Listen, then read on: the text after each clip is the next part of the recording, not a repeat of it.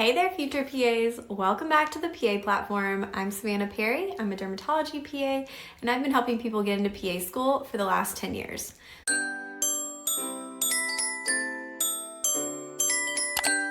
So I'm here to help you navigate your journey to PA school with confidence and maybe even a little bit of fun. Can we say that? Today's topic is a big one: how to research PA programs and create your school list. This is so important because you want to find a school that's a good fit for you and that you also are a good fit for that program. So we want to create your perfect PA school list before it's time to apply, so you can make sure you're checking all your boxes and not wasting your time or your money. Whether you're just getting started or narrowing down your options, this video will help you feel a little bit more empowered and organized when it comes to the PA school application process. That's the goal, right? We want to make this less stressful, a little bit easier, and a little bit more straightforward. So I do want to tell you, we have a PA program list on the PA platform. If you go look at it, it's a map. You can see which programs are in which states.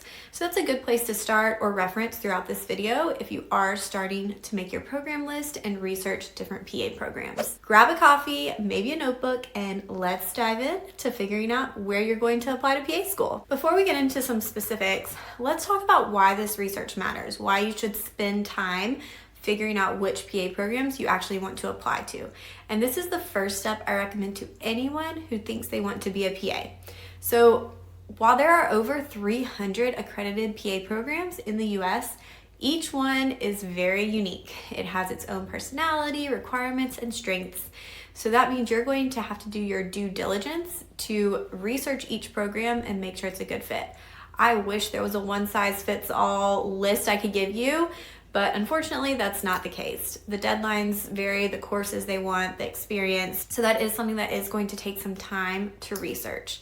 And the goal isn't just to apply anywhere, it's to find the schools that are the best fit for you. And that's where your research comes in.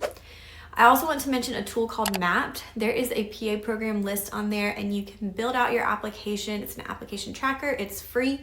You can also build out a program list. It has information on the programs that we're constantly updating and see which programs may or may not be a good fit.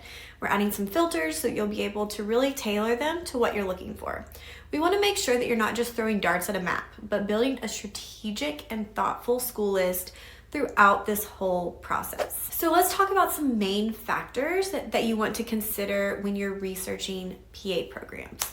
Your priorities are going to be specific and personal to you. Your priorities are probably going to be a little bit different than what mine were. When I was applying to PA school, location and cost were at the top of my list. I didn't really want to be that far away from home, and I wanted a program that was affordable. But by choosing an in-state program, I was able to go to one that was less expensive. It was where I was from, so the living costs were a little bit less, but your priorities may not be the same. So here are a few to consider. Prerequisites and requirements is a good place to start, but shouldn't be the full basis of where you're applying to PA school. We don't want to apply somewhere just because you can check the boxes. The mission and everything the school offers should also be something that stands out to you. Start by looking at each program's academic and clinical prerequisites. Most programs will have this listed out somewhat clearly on their program website, and some programs will require specific courses that they're completed in a certain amount of time or a certain number or type of direct patient care hours. If you don't meet these requirements before you apply, your application unfortunately will not be considered. So doing your research up front will make sure that you have the best shot of a school actually looking at your application and hopefully accepting you. Next, think about the location and the environment. Do you want to stay close to home? Do you want to move to a new city? Where do you plan on working as a PA? Is there an area you would like to explore? Do they allow you to do rotations during clinical year at different places? In my program, they wanted us to do them in-state because it was an in-state program. But consider whether you prefer a rural, urban, or suburban setting, and think about climate. If you hate the snow, you probably don't want to apply to somewhere in Alaska, which they don't even have programs, but you want to keep that in mind. And the other thing to consider with this is, where is your support system going to be? For me, that was close to home. I've spoken with many applicants who feel like being close to home might be a distraction for them, and they felt more comfortable applying to somewhere where they would be separated and could really focus on school. Next, think about class size and cohort style. Programs can vary from having a small, tight-knit cohort of 20 students to larger groups of over 100.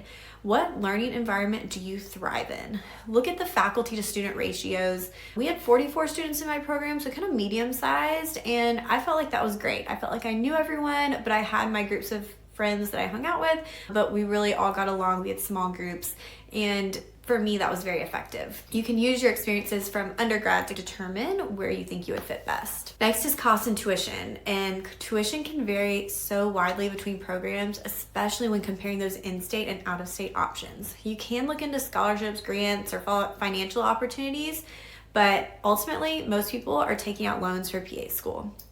So by going to an in-state program, I ended up taking out money only for tuition because I lived at home. So I took out, I think, around $48,000, and I paid back about $75,000 in loans, and that's extremely low. For ultimately, you're going to be a PA, you're going to have a great paying job, but that is a consideration. Next is the program mission and values. Some schools will emphasize serving underserved or specific populations and communities, while others focus on research or primary care. And so you want to make sure the school's mission aligns with your goals and values. This is something you'll see on the websites. A lot of these can run together, so you may not get a feel for a program unless you're talking to students who went there, or if you go to an information session, or even at the interview. But that's definitely something to consider as well. And then you will always see the PANCE pass rates listed on the websites, as well as the accreditation. I personally don't put as much weight on a PANCE pass rate. I think if you get into PA school and you put in the effort, you can pass boards, whether your program supports you in that or not. But that is something you may want to look at when it comes to especially accreditation.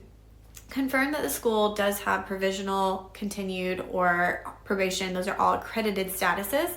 But you may want to be a little cautious with a school that's on probation or a school that's provisional and more new, just to make sure that you're not getting any surprises. Most of these schools will be very upfront about this. They'll tell you what's going on with accreditation, and it shouldn't be something that there's any questions about. Developing programs are a little bit risky because if they don't get that provisional status, you may have to roll over into the next cycle. We can talk more about accreditation if you want, but those are a few of the things that you may want to prioritize when it comes to making your PA school list. Now that we've talked about a few of the things you may want to consider when you're researching programs, let's talk about how to create your PA school list. Let's talk about how you're going to build that with a step-by-step approach to getting a list of PA schools that you feel confident would be good fits for you and that you meet the requirements for. Most people will apply to around 10 to 12 programs. They've done research that shows more than 12 program applications does not increase the chances of acceptance. And the average for someone who is accepted to PA school is applying to 6 programs. Just to give you a little frame of reference. You don't want to have too many because then you may not have time for supplementals and it gets really expensive. So let's start broad. Start by making a long list of programs that catch your eye.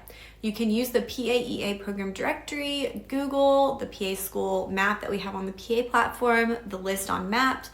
There's so many tools that will help you find schools that you're interested in that might meet your basic criteria. And then we can start looking at specifics to tailor that list and get it a little bit shorter. Next, you'll want to organize your research. So while you could use a spreadsheet for this and list everything out, Mapped is a fantastic tool to keep your list going, and the tool will also help to show you if you're meeting the prerequisites, show your experience, it'll show you deadlines and anything else that matters to you. You can make notes, and then you can update it as often as you like. Trust me, if you're using Mapped throughout your PA school application process, it will save you so much time later when it's actually time to put everything into your application. You'll have it all organized right there and not worry about it getting deleted or lost or any of those issues that can come up. So once you have your list and you've started to look at some of the things that are interesting to you, you'll want to match your qualifications. So this is where we start to narrow your list by actually checking to see which programs align with your GPA, your prerequisite grades, your clinical hours, your volunteering, your shadowing, test scores. We don't want to waste time applying to schools that you don't meet the minimum criteria for. Unfortunately, if there's a school that has a GPA or grade requirement that you don't have, your options are to improve that yourself before you apply or take that program off of your list. And then we get into prioritizing your preferences. So rank your programs based on what's most important to you. Maybe location is your top priority, or perhaps you care about what the program offers, their facilities, the length of the program, the class size. Whatever that is, rank those out so that you have an idea of what aspects that you want to focus on the most when you are choosing where you're going to initially apply. I would also take deadlines and class start dates into consideration. I see every year where people get into a little bit of confusion about applying to schools that start in January, and they'll get accepted and have that as an option, but then the schools that start later in May or August haven't even interviewed yet. So that can make the decision making a little tough. So you do want to look at that as well. And then have a backup list. You can have a mix of dream schools, solid matches, and a couple of safety options. It is totally fine to have those reach schools on there. You never know. And my opinion is if you check the boxes and you feel ready to apply and you can check everything off for a school, go for it. This will ensure that you have a range of choices when acceptances come in. So there's a few things to start with, and as you make your list, if you have questions, go to the program websites, spend some time diving in. Sometimes the information can be buried, but if you spend enough time kind of searching through, you'll find most of what you're looking for, and then you can always ask the programs if there's anything unanswered. So let's leave you with a few quick tips. Number one, start early. The more time you give yourself to research, the less stressful the process will be. You want to know where you're applying before CASPA opens in April. Then reach out. Don't be afraid to email programs with questions. It shows your initiative, it shows interest, and can give you some information as to which programs are going to be responsive and helpful to applicants. If a school is not responsive, that may change where they're at on your list. And trust your gut. If something feels off about a program, listen to that instinct. Get some insight from alumni, people who have gone there, current students if possible. But ultimately, you need to go somewhere that you feel confident will make you into the best PA possible and that you're going to have a great 2 years. This is a big, big investment, and you want to feel good about that. This is your journey. Take the time to find schools that align with your goals and make you excited about the next chapter of your life. So that's it for today. If you would like me to show you walking through that with some screen recordings, we can, but I hope you feel more confident in this process, and I would love to know what your dream school is. So comment with that and let me know where you are hoping to get in, and maybe we'll highlight some of those programs. Whatever I can do to help you, that's what I'm here for. So start working on your school list, and if you found this helpful, subscribe so you'll get all of our videos, and give it a thumbs up. Share with a friend, share with your pre-PA club. We have a pre-PA club curriculum on the PA platform, so if you need help with topics for club meetings or if you're going through it with a group, we can help you there. We also focus on creating PA school list in Pre-PA Academy. That's our group coaching program that runs from February to October. So if you are applying in the upcoming cycle, that is a great program for you. You'll be with other applicants. We have live sessions 3 to 4 times a week where we do trainings and one-on-one help in those sessions in a group setting to help you make this process much easier with accountability and support throughout it. So if you need more guidance, check out the PA platform for personalized coaching and resources. And thanks for watching. Remember, your future as a PA is so worth the effort. You've got this, and I'm here to help.